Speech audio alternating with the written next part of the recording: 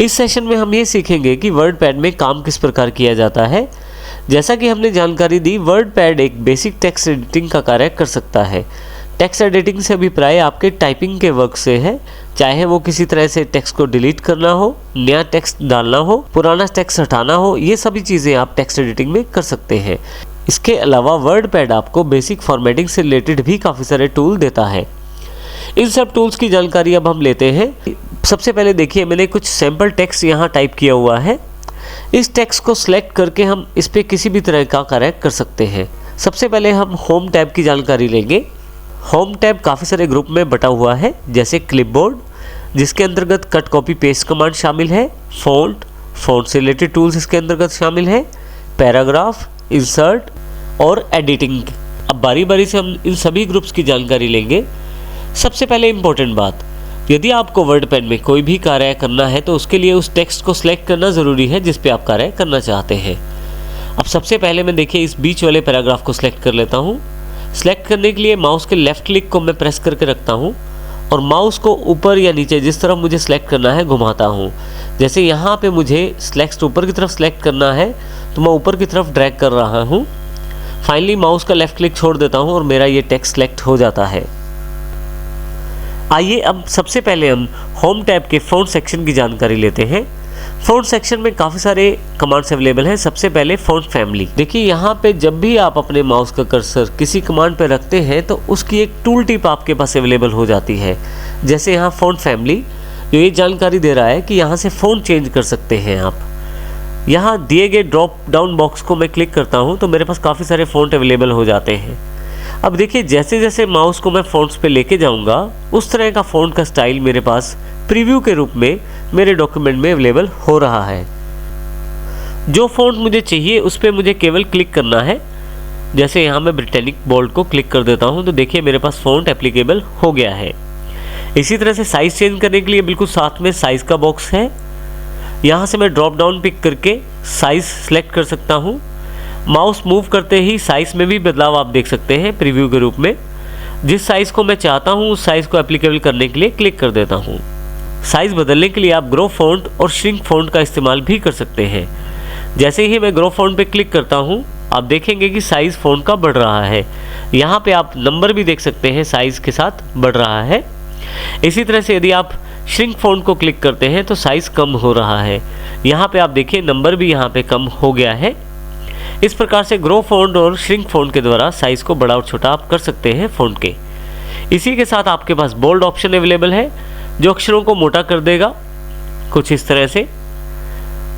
इसी तरह से इटैलिक, हल्के से टेढ़े अक्षर दिखाई देने शुरू हो जाएंगे। यू से नीचे अंडरलाइन अवेलेबल हो जाएगी। स्ट्राइक थ्रू से आपके पास अक्षरों के बीच में एक लाइन हो जाएगी जो एक स्टाइल को रिप्रेजेंट करेगी, जो कि स्ट्राइक थ्रू है। आप इनमें से किसी भी ऑप्शन को यहीं से ऑन ऑफ कर सकते हैं। अर्थात यदि आप बोल्ड पे क्लिक करते हैं यहीं से बोल्ड एनेबल हो जाएगा और दोबारा बोल्ड पे क्लिक करने पे बोल्ड डिसेबल हो जाएगा फॉन्ट के ऊपर। तो इस प्रकार आप अपने इन ऑप्शंस को एनेबल और डिसेबल कर सकते हैं। अगला ऑप्शन हमारे पास है सबस्क्रिप्ट का। सबस्क्रिप्ट का एग्जाम्पल समझने के लिए सबसे पहले हम एक टर्म लिख लेते हैं यहाँ पे, log 10।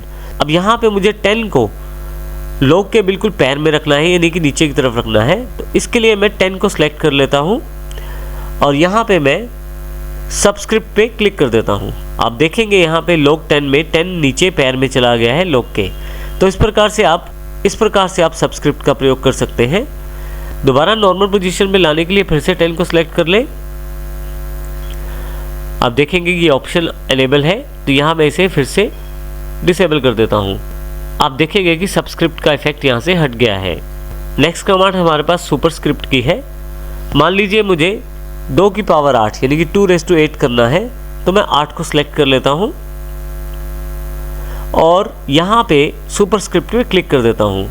आप यदि यहाँ ध्यान से देखें तो 2⁸ हो गया है, यानी कि 2 की पावर 8 दिखाई दे रहा है।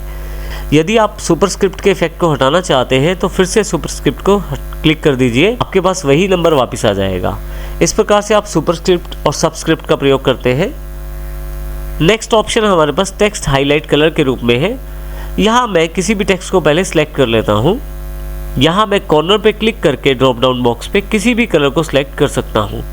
जो कलर मैं सिलेक्ट करता हूँ वो एक टेक्स्ट हाईलाइट कलर के रूप में बैकग्राउंड में अवेलेबल हो जाएगा। मैं अपने टेक्स्ट का फ़ॉन्ट का कलर यानी कि अक्षरों का रंग भी बदल सकता हूँ। इसके लिए मैं टेक्स्ट सेलेक्ट कर लेता हूँ, फ़ॉन्ट कलर का चुनाव करता हूँ ड्रॉप डाउन बॉक्स से।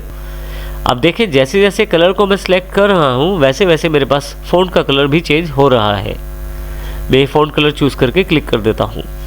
यदि आप फिर से नॉर्मल फ़ॉन्ट का कलर चाहते हैं तो आप सिलेक्ट कर लें और यहाँ ड्रॉप डाउन बॉक्स से ऑटोमेटिक क्लिक कर दें। इसी प्रकार से यदि आप हाईलाइट नहीं चाहते करना, सिलेक्ट कर लें टेक्स्ट को और नो कलर पे क्लिक कर दें। इस प्रकार से आप टेक्स्ट को हाईलाइट और फ़ॉन्ट का कलर भी चेंज कर सकते हैं। नेक्स्ट सेक्शन जो हमारा रिलेटेड है वो है पैराग्राफ से रिलेटेड। पैराग्राफ में काफ़ी सारे ऑप्शन पैराग्राफ की स्टाइल और सेटिंग से रिलेटेड संबंधित हैं। इन ऑप्शंस को अप्लाई करने के लिए सबसे पहले हम कुछ पार्ट टेक्स्ट का सिलेक्ट कर लेते हैं। अब यहाँ पे हमारे पास सबसे पहले डिक्रीज इंडेंट और इंक्रीज इंडेंट के दो ऑप्शन अवेलेबल हैं।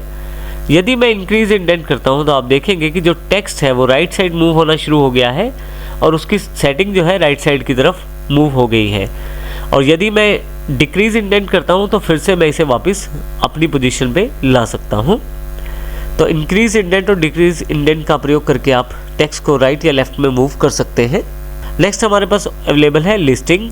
यदि मैं यहाँ क्लिक करूँ तो मेरे पास लिस्टिंग अवेलेबल हो जाएगी। यदि आप ध्यान दें तो यहाँ जो टेक्स्ट सिलेक्टेड है उसके आगे डॉट्स अवेलेबल हो गए हैं। और यहाँ यदि मैं कॉर्नर के ड्रॉप डाउन बॉक्स पे क्लिक करूँ तो मैं नंबर लिस्टिंग भी ले सकता हूँ, कैरेक्टर लिस्टिंग भी ले सकता हूँ और डॉटेड लिस्टिंग भी ले सकता हूँ। यदि मैं लिस्टिंग नहीं लेना चाहता तो यहाँ मैं नन करके उसे हटा भी सकता हूँ। नेक्स्ट ऑप्शन हमारे पास लाइन स्पेसिंग से रिलेटेड है। मैं लाइन स्पेसिंग पे क्लिक करता हूँ और यहाँ से जिस तरह की लाइन स्पेसिंग चाहिए उस पर क्लिक कर देता हूँ। जैसे मैं लाइन स्पेसिंग 2 कर देता हूँ तो आप देखेंगे जो टेक्स्ट सिलेक्टेड था उसके बीच का स्पेस बढ़ गया है। यदि मैं इसको फिर से वापस 1 पे लाना चाहता हूँ तो 1 क्लिक कर दूंगा। जिस तरह का मैं लाइन स्पेसिंग चाहता हूँ उस तरह का लाइन स्पेसिंग यहाँ से मैं सिलेक्ट कर सकता हूँ। नेक्स्ट ऑप्शन नीचे की तरफ अलाइनमेंट से रिलेटेड है। जैसे ये लेफ्ट अलाइन है, ये सेंटर और ये राइट। आपका राइट अलाइनमेंट करने पर सारा का सारा टेक्स्ट का झुकाव राइट साइड हो जाता है। सेंटर करने पर सारा का सारा टेक्स्ट सेंटर्ड हो जाता है यानी कि बीच में दिखाई देना शुरू हो जाता है। और लेफ्ट करने पे लेफ्ट पे टेक्स्ट आपका सारा अलाइन हो जाता है। नेक्स्ट अलाइनमेंट जो हमारे पास अवेलेबल है वो है जस्टिफाई। यदि मैं जस्टिफाई को क्लिक करूं तो जस्टिफाई दोनों तरफ से लाइनों को बराबर करने की कोशिश करता है। आप देखिए लेफ्ट करते हुए यहाँ पे मेरे पास ISST वीडियो और वेरी के बाद कुछ स्पेस खाली रह गया है, परंतु जैसे ही जस्टिफाई करता हूँ तो वो उन स्पेस को भरने की कोशिश करता है और दोनों तरफ से लाइनें बराबर करने की कोशिश करता है। इसी के साथ एक पैराग्राफ डायलॉग बॉक्स भी अवेलेबल है मेरे पास पैराग्राफ के रूप में। मैं कुछ टेक्स्ट की लाइनों को सिलेक्ट कर लेता हूँ और फिर ये पैराग्राफ बॉक्स पे क्लिक करता हूँ। यहाँ पे मेरे पास काफ़ी सारे ऑप्शन हैं। जैसे सबसे पहले इंडेंटेशन है। मैं सीधा यहाँ टाइप करके सेटिंग्स दे सकता हूँ। जैसे कि मैं लेफ़्ट से 2 पॉइंट की इंडेंटेशन चाहता हूँ, राइट साइड से 1 पॉइंट की, फर्स्ट लाइन की इंडेंटेशन में चाहता हूँ 2 पॉइंट हो और जो स्पेसिंग है वो यहाँ से डिसाइड कर सकता हूँ पैराग्राफ की। तो इस वक्त ये जो सेटिंग्स हैं जो मेरे पास टेक्स्ट सिलेक्टेड है इस पर अप्लाई होंगी। इसके अतिरिक्त मैं अलाइनमेंट भी डिसाइड कर सकता हूँ, लेफ़्ट राइट या जस्टिफाइड। मैं यहाँ लेफ़्ट सेलेक्ट कर लेता हूँ। फाइनली मैं इसे ओके कर देता हूँ। तो जैसा मैंने पैराग्राफ का सेटिंग किया है बिल्कुल वैसी ही सेटिंग मेरे पास अवेलेबल हो गई है। इस प्रकार आप पैराग्राफ से टाइप करके सेटिंग्स को चेंज कर सकते हैं। मैं यहाँ कंट्रोल Z कर देता हूँ। कंट्रोल Z से आप अंडू करके सारी सेटिंग्स वापस ला सकते हैं। कंट्रोल Z के लिए आप Ctrl+Z की शॉर्टकट की का प्रयोग कर सकते हैं और यदि आप यहाँ चाहें तो ऊपर से भी अंडू का बटन आपके पास अवेलेबल है। क्विक एक्सेस टूल बार पे अंडू करते हुए आप स्टेप बैक कर सकते हैं हर एक चीज़ को। आपके पास साथ वाला बटन रीडू का है। यदि आप इसे क्लिक करें तो फिर आप उन्हीं ऑप्शंस को दोबारा अप्लाई कर सकते हैं। इसका अर्थ ये हुआ कि रीडू से आपकी कमांड्स फिर से आगे चली जाएंगी और अंडू से सारी कमांड्स फिर से वापस आ जाएंगी।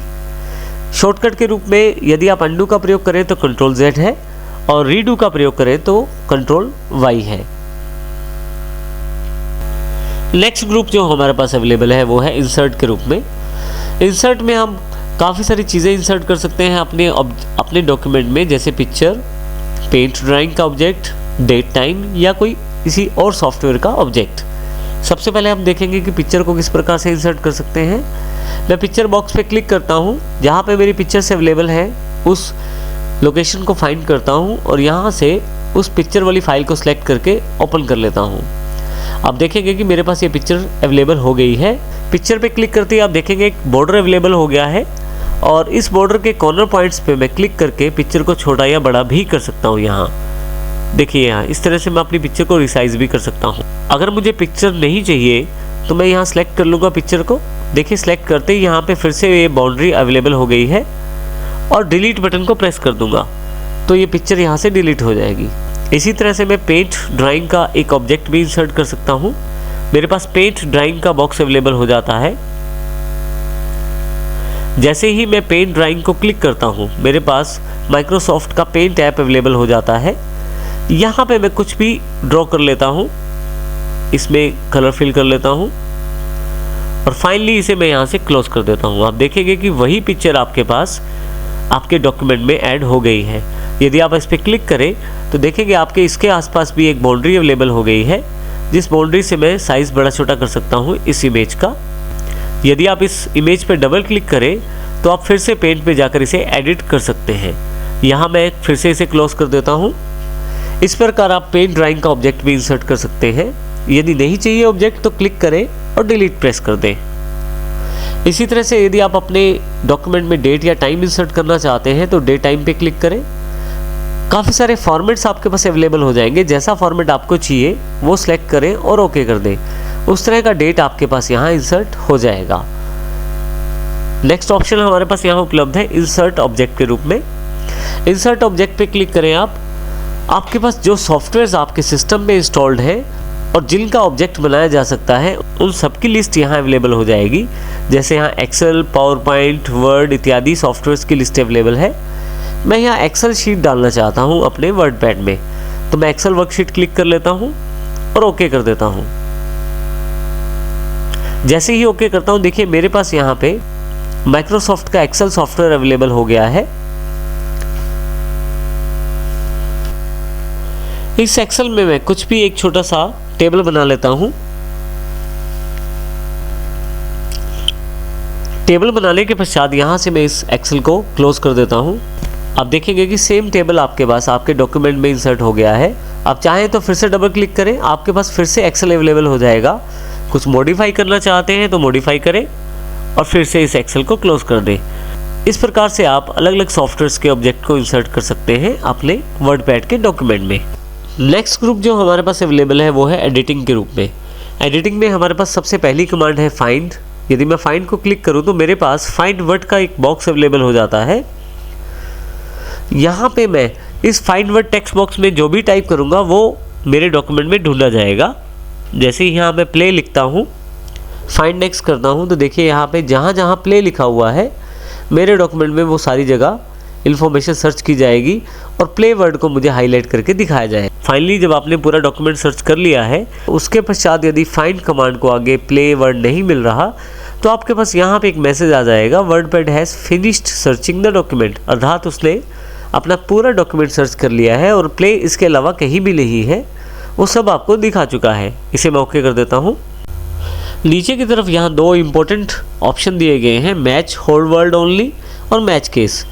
मैच होल्ड वर्ड का अर्थ है यदि कोई आप वर्ड ढूंढते हैं तो वो एग्जैक्ट पूरा वर्ड ढूंढा जाएगा, ना कि उस वर्ड के आगे या पीछे लगे हुए किसी अक्षर को मिलाकर ढूंढेगा। उदाहरण के लिए जैसे यहाँ मैं राज वर्ड ढूंढना चाहता हूँ, RAJ, और फाइंड नेक्स्ट करता हूँ। राज, राजवीर, हमराज, राज, राजू। आप देखेंगे कि इसलिए काफ़ी सारे बाकी वर्ड्स में जाकर भी राज को ढूंढना है, परंतु मैं केवल राज को ढूंढना चाहता हूं, तो उस केस में मैं यहाँ पे मैच होल्ड वर्ड पे क्लिक कर देता हूं और फिर से ढूंढना शुरू करता हूं और फिर से ढूंढना शुरू करता हूं। देखिए ये राज दो बार केवल राज ढूंढा है इसने और फाइनली उसके बाद इसने सर्चिंग को फिनिश कर दिया है। तो इस प्रकार से यदि आप पर्टिकुलर वर्ड ढूंढना चाहते हैं और चाहते हैं वो वर्ड किसी और वर्ड के साथ जुड़ा हुआ ना हो और चाहते हैं कि वो वर्ड केवल अकेला ढूंढा जाए, ना कि आगे या पीछे जुड़े हुए शब्दों के साथ, तो आप इस प्रकार से मैच होल्ड वर्ड का प्रयोग करके ढूंढ सकते हैं। इसी प्रकार से मैं मैच केस का प्रयोग कर सकता हूँ। नीचे वाला ऑप्शन मैच केस के लिए है। यदि मैं किसी वर्ड को स्मॉल लेटर्स या कैपिटल लेटर्स के अनुसार ढूंढना चाहता हूं तो वो भी मैं ढूंढ सकता हूं। उदाहरण के लिए जैसे मैं यहाँ प्ले टाइप कर देता हूं और अभी मैं बिना मैं मैच केस ऑप्शन को चेक किए ढूंढता हूं। आप देखेंगे प्ले यहाँ हर एक तरह का प्ले वर्ड ढूंढा जा रहा है, चाहे वो कैपिटल है या स्मॉल लेटर में है, दोनों को इसलिए ढूंढा है। परंतु यदि मैं मैच केस ऑन कर देता हूं और फिर से ढूंढना शुरू करता हूं तो आप देखेंगे ये प्ले छोटे अक्षरों में है, ये प्ले भी छोटे अक्षरों में है और इसके पश्चात सर्चिंग फिनिश हो गई है। तो इस प्रकार आप मैच केस को ऑन करके या चेक करके आप इस प्रकार से मैच केस ऑप्शन को आप सिलेक्ट करके बड़े और छोटे अक्षरों में भेद कर सकते हैं और जिससे आपका सर्चिंग जो है वो जल्दी हो जाएगा यदि आप छोटे या बड़े अक्षरों को ढूंढ रहे हैं। तो इससे आप पर्टिकुलर वर्ड को आसानी से खोज सकते हैं अगर वो छोटे या बड़े अक्षरों में लिखा हुआ है। अगली कमांड जो हमारे पास एडिटिंग ग्रुप में अवेलेबल है वो है रिप्लेस कमांड। जैसे ही मैं रिप्लेस कमांड पे क्लिक करता हूँ मेरे पास रिप्लेस बॉक्स अवेलेबल हो जाता है। इसमें 2 टेक्स्ट बॉक्स दिए गए हैं, फाइंड वर्ड और रिप्लेस विद। आप किसी भी वर्ड को ढूंढ के उसको किसी दूसरे वर्ड के साथ बदल सकते हैं रिप्लेस कमांड के द्वारा। जैसे कि फाइंड वर्ड में यहाँ पे मैं प्ले टाइप कर देता हूँ और रिप्लेस विद में वर्क टाइप कर देता हूँ। मेरे डॉक्यूमेंट में जहाँ जहाँ प्ले वर्ड है उसको वर्क से रिप्लेस कर दिया जाएगा। रिप्लेस करने के लिए मैं रिप्लेस बटन का प्रयोग कर सकता हूँ। रिप्लेस करने से पहले मैं उस वर्ड को फाइंड कर सकता हूँ फाइंड नेक्स्ट से। यदि आप इस वर्ड को रिप्लेस करना चाहते हैं तो रिप्लेस बटन दबा सकते हैं, नहीं तो आप फाइंड नेक्स्ट से आगे भी जा सकते हैं। मान लीजिए मैं इसे बदलना चाहता हूँ तो मैं केवल इसे रिप्लेस पे क्लिक करूँगा। देखिए वो एंट्री बदल चुकी है, यहाँ पे प्ले की जगह वर्क आ चुका है। फिर से मैं रिप्लेस दबाऊंगा तो अगली वाली जहाँ पे प्ले है उसको बदल दिया गया है। इस प्रकार से मैं रिप्लेस प्रेस करके जहाँ जहाँ भी वर्ड प्ले अवेलेबल है डॉक्यूमेंट में वहाँ पे वर्ड वर्क कर सकता हूँ। यदि मैं यहाँ पे रिप्लेस ऑल क्लिक करता हूँ तो जितनी बार भी मेरे पास यहाँ प्ले वर्ड लिखा हुआ है उन सबको इकट्ठा ही रिप्लेस कर दिया जाएगा वर्क के साथ। यहाँ देखें जैसे सभी को एक साथ वर्क से रिप्लेस कर दिया गया है। और फाइनली मेरे पास मैसेज है कि वर्ड पैड ने सर्चिंग भी फिनिश कर दी है और मेरी रिप्लेसमेंट भी। इसे मैं ओके कर देता हूँ। कैंसिल करके मैं इस बॉक्स को क्लोज भी कर सकता हूँ। नेक्स्ट कमांड जो अवेलेबल है वो है सेलेक्ट ऑल के रूप में। यदि आप पूरे डॉक्यूमेंट को इकट्ठा सेलेक्ट करना चाहते हैं तो आप सेलेक्ट ऑल पे क्लिक कर दीजिए।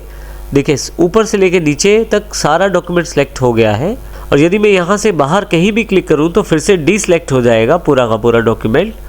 सेलेक्ट ऑल से पूरा पेज आप एक साथ सेलेक्ट कर सकते हैं और डीसेलेक्ट करने के लिए बाहर कहीं भी क्लिक करें तो ये डीसेलेक्ट हो जाएगा।